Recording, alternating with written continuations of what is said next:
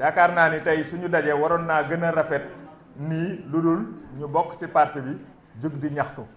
loolu nag dafa am lu muy wane dafay wane ni ñi bokk ci parti bi nekk ci Thiès ñu bari kontaanuñu te manque de contentement boobu am te yaakaar naa ne jëmalewul parti bi fu baax kon nag ñiy demander président de la république mu tenir compte ci lii fi ñi ma jiitu li ñu fi wax ak ñun tamit li ñuy waaj a wax ak ñiy topp ci ñun parce que Thiès dafa am nu mu bindoo Thiès ku ko xam di nga xam ni dañ koy woy la cité des rails Thiès semaine de fer la am ngeen gis semaine de fer yaakaar na ni ñi dox suñu diggante ak président waxuñu ko situation actuelle yi waa Thiès di dund ak semaine de fer li muy dund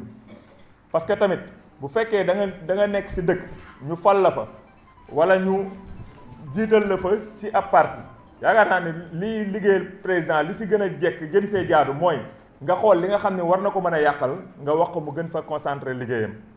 parce que ku gis li semaine de fer di dund fan yi train dawatu fa dara dawatu fa yaakaar naa ni joxuñu ko les bonnes informations pour mu teg def ci lim ci war a def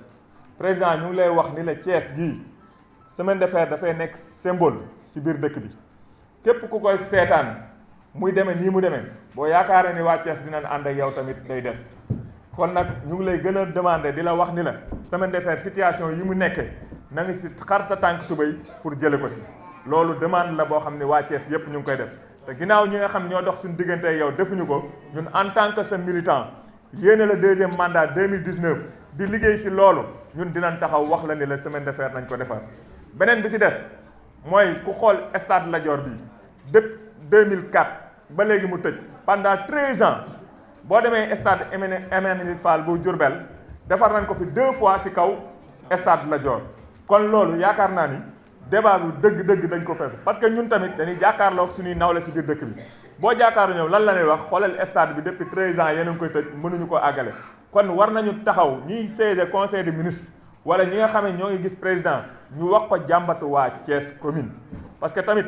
bu nit taxawee fii nii la président dinañ la jox commune bi te en tant que li fi nekk ci ay infrastructure te waa Thiès di ko soxla defaruñ ko ku la wax loolu dalay nax loolu ñu ngi la ci interpellé di la ci wax nga jàppale ci waa Thiès fexe stade bii ñu àggale ko beneen bi ci des muy aéroport bu bees bi nga xam ne mi ngi yàlla def na Thiès la bokk muy AIBD nañu fexe ba la fa nekk waa Thiès gis ci seen bopp muy côté emploi muy côté lépp bëgg nañ waa Thiès gis ci seen bopp parce que gis ci seen bopp mooy Thiès la gën a jege 10 minutes nga dem aéroport kon war nañu fexe ba ña fay liggéeyee tamit ñu ci bari di war a jóge biir Thiès gii li xale yi wax nañ ko léegi ñi ma jiitu wax nañ ci côté emploi des jeunes gis nañ ni mu demee soxla nañ ko muy emploi des jeunes ay FNPJ et cetera gis ñu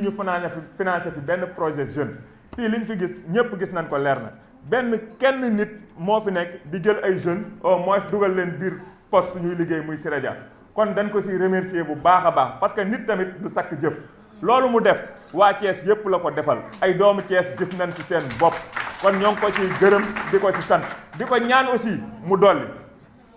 parce que tamit loolu du ñu nangu aussi tamit kenn taxaw di ko sëqatal di ko yàqal wala nga naan taxaw di ñu xañ loolu ñun amuñu lu dul loolu kon bu ñu amoon ñett ñu mel ni moom yaakaar naa Thiès dina dépasser fii ñu nekk kon nag ñu ngi ñaan président mu dimbaluñu ñun fi nekk tamit soxla ay poste bokk ci parti bi depuis 2009 ba léegi amul benn poste bu yokk fii ci Thiès loolu tamit dañ koy déplorer président nañu ci jàppale parce que loolu tamit bokkul ci li jaadu parce que waa Thiès aussi tamit kontaanuñu ci doxalin bi liñ ci gën a mer aussi tamit mooy ñi dox suñu diggante ak président loolu daal loolu doon kàddu yooyu lañ ci doon sànni. salle bi maa ngi nuyu ñëpp ku ci nekk sa tur ak sa sant di nuyu jigéen ñi fi teew di nuyu jeunes yi di nuyu aussi suñu camarade de parti yi fi teew yëpp mention spéciale nag à jigéen ñi nañ tàcc suñu bopp ñun jigéen ñi donc li tax ma jël parole sa di wax ci jigéen ñi dafa doon loo xamante ni surtout parti APR daanaka jigéen ñi ñoo ko yor te mësuñu cee gis suñu bopp ndax financement femmes yi ñu doon wax dëgg la président yónnee woon na fi am na financement yu fi dugg waaye c'est comme une goutte d'eau dans la mer financement yi doyul xaajul sax ndax tey jii bu ñu doon séddale te c'est toute la région de Thiès bu ñu doon séddale financement yi ba femme yëpp am ci kenn bu ñu ko séddale woon pour ku ne am ci yaakaar naa du mat sax junni ku nekk du am junni kon xam nga ni loolu bariwul donc ministre bi aussi ñëwaatoon na waxaat na ak femmes yi am na lu mu waxoon te ba léegi ñun gisuñu ko femmes yi gisuñu dara sonn nañ ci parti APR c'est nous qui mobilisons c'est nous qui animons le parti c'est nous qui organisons te vraiment ñun jigéen ñi gisuñu ci suñu bopp sonn nañ ci parti bi sonn nañ ci bu guddi sonn nañ ci bëccëg te gisuñu dara donc nag ñu lançons un appel au président de la République le président Macky Sall bu fekkee mënaat na ñëw Thiès commune ou bien Thiès yëpp mu jàppale ñu ci financement ba ku nekk gis ci sa bopp ndax waxuñu sax financement ay joxe junni joxe ñaari junni loolu yóbbul kenn fenn dañoo bëgg mu jox ñu financement bu takku ñun waa Thiès ndax sonn nañ ci xeexal nañ ko guddi xeexal nañ ko bëccëg campagne bi mu paree presque jigéen ñëpp feebar te gisuñu ku ñu faj ñoo faj suñu bopp donc nag président dañu jàkkaarloog yow tey bu fekkee yaa ngi ñuy dégg nga wuyuñu ñun jigéenu Thiès yi en plus aussi am na loo xamante ni biir Thiès commune amul ministre du ministre bu jigéen ñun Thiès commune amuñu ministre Thiès commune amuñu ay nomination donc ba mu ko sosoo ba léegi yaakaar naa benn jigéen laa fi gis ci biir Thiès commune ñu jox ko poste ba sax ban poste quel poste donc nous voulons des postes de ministère des postes de PCA des postes de direction générale donc ñun jigéen ñi soxla nañ ko trop nag président Macky Sall ñu ngi jàkkaarloog yow di la ko waxaat encore jàppaleel jigéenu Thiès commune ñu jàppale la am na marche boo xamante ni femmes cheminots yi defoon nañ ko ñu ngi lancé un cri de cœur pour le moment mais am nañu yeneen stratégie ba ñu sa marche ba fekk ko ci palais ba ñun jigéenu Thiès ñu ngi ko koy wax nag te ko wax jigéen aussi wax suñuy doom dinaa ci sàcc tuuti ngeen baal ma ndax suñuy doom aussi ñoom la ñuy xeexal tey jii bu ñu dee xàll lu bari suñuy doom ñoo tax te suñuy doom yaa ngi nii kenn orienté wu leen suñu doom yaa ngi fi am nañu seeni diplôme professionnel amuñu liggéey sonn nañu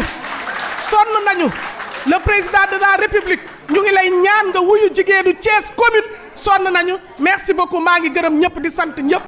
kon nag léegi comme noonu ni mu ko waxee nañu président jàppale ci financement yi ndax jigéen ñi sonn nañu jigéen ñi ñooy inscrire ci liste yi jigéen ñi ñooy porte à porte jigéen ñi ñooy wax ak nit ñi parce que jigéen moo mën a campagne te jigéen moom mooy yaay borom musóor yii ñoom ñoo yor affaire bi képp koo xamante ni bii soofantal nga leen doo dem te jigéen ñi Thiès dañoo takku nag pour jàppale président Macky Sall moom it nañu gestu nañu jàppale nañu fulaal kii di Siré Dia ñu ngi koy gërëm parce que am na ay emploi yu joxe waaye it jigéenu Thiès des nañ cee gis seen bopp jigéenu Thiès des nañ cee gis seen bopp jox leen ci quota yi jàppale wu leen jëlu ci jigéen ñu bari loolu nag ñu ngi koy ñaan moom tamit di attirer attention li muy def na ci boole jigéen ñi foofu rek laay yem ndax li ci bëri sama camarade Ndeye Tine wax na ko. dañuy dellu si ci wàll bi nga xamante ni sedd nañu ko muy emploi des jeunes au niveau de la commune au niveau de Thiès ville kon bu weesoo ànd bi nga xamante ni ànd nañ ko ak son excellence le président de la République El Hadj Macky Sall muy àndu dëggu ànd sincère ànd boo xamante ni ñëpp xamee nañ ñu ci ñëpp ràññee nañu ci waaye boo gisee tey jii ñuy ñëw di wax ñun emploi des jeunes bien que comme niñ koy waxee ñun nous sommes pas égoïstes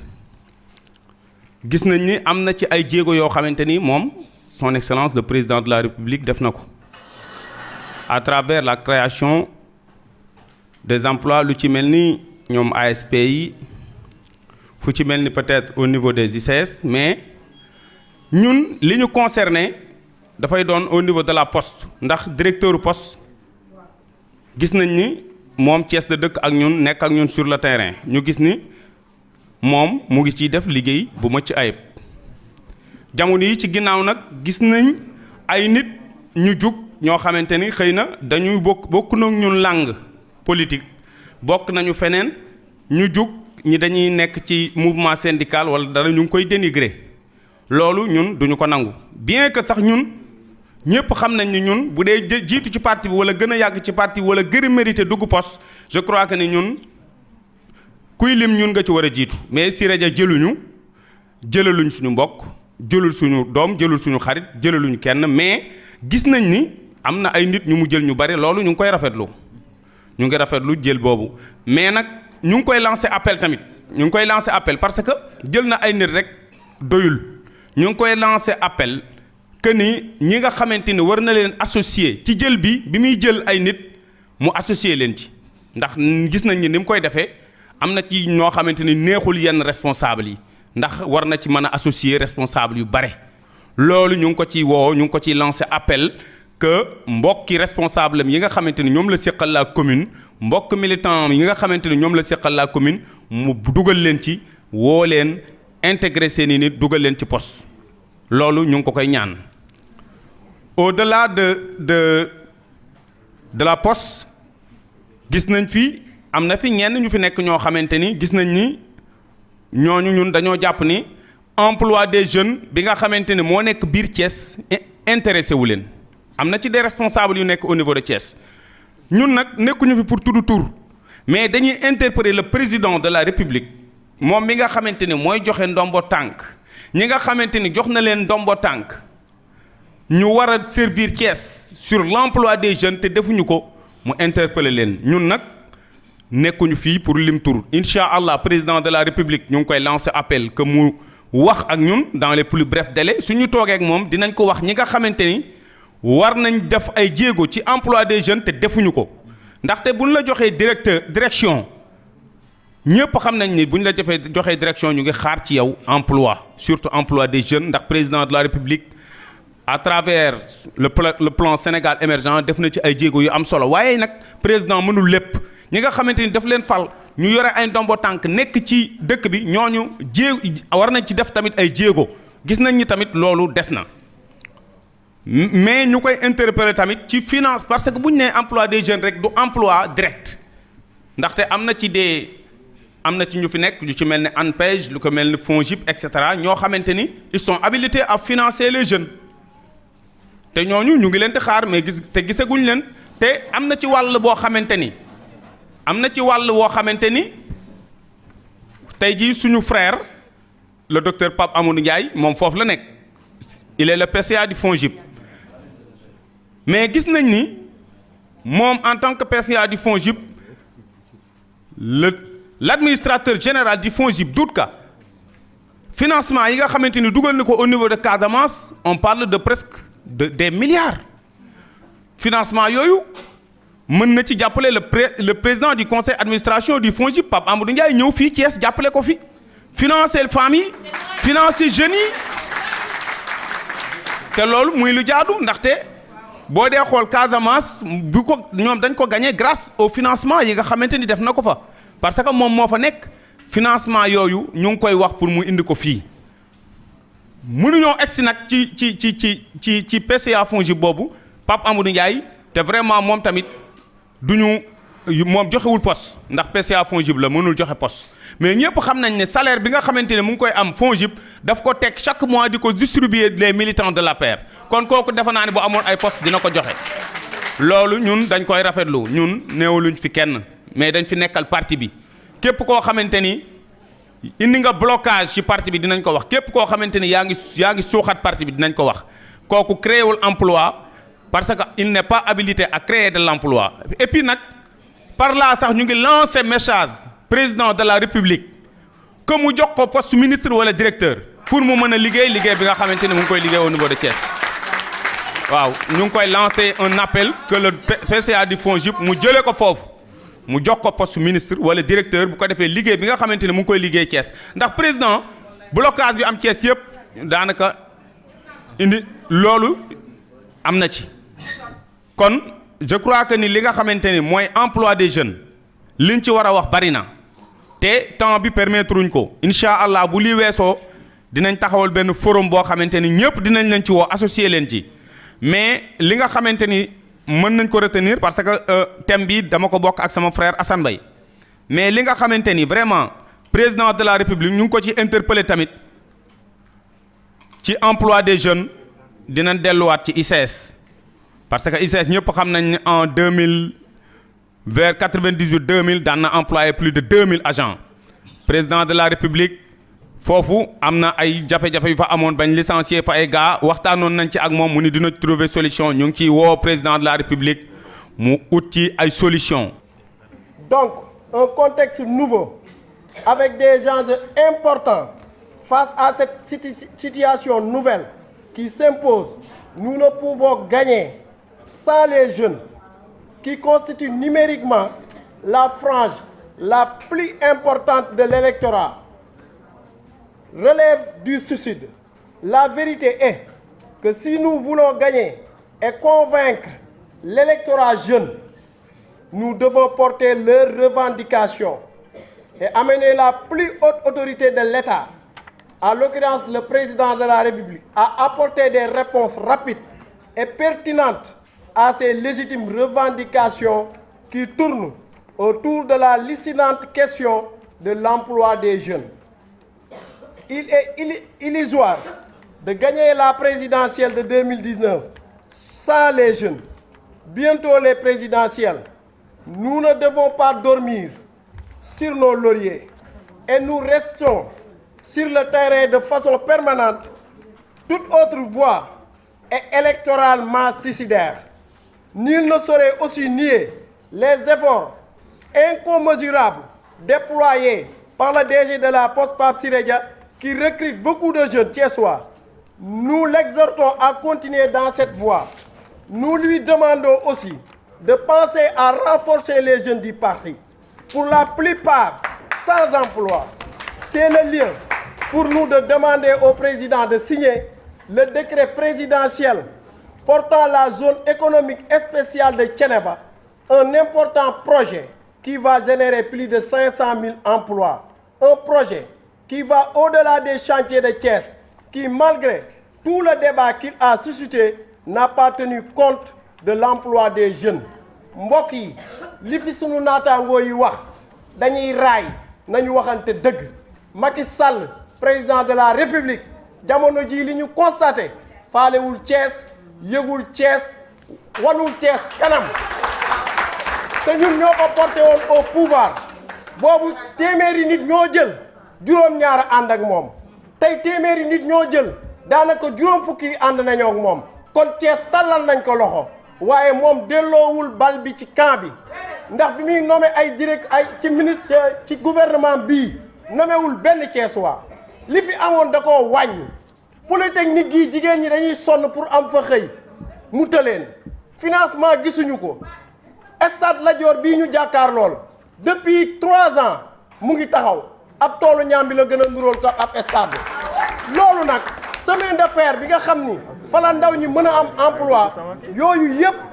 ay ñaxtu la yoo xam ni dañ koy wax président mu wan Thiès kanam jàppale jeunesse ministère de la jeunesse amaluñu njariñ ANPEJ amaluñu njariñ FONGIP amalaguñu njariñ kon na jël nag ndawi parti bi dooleel leen chargé de mission yi mu fi nommé doyul lépp nag mooy ñaxtu ndaw ñi dañoo bëgg am xëy boo xam ni ku ñu gis dinañu mën a convaincre keneen ku ñëw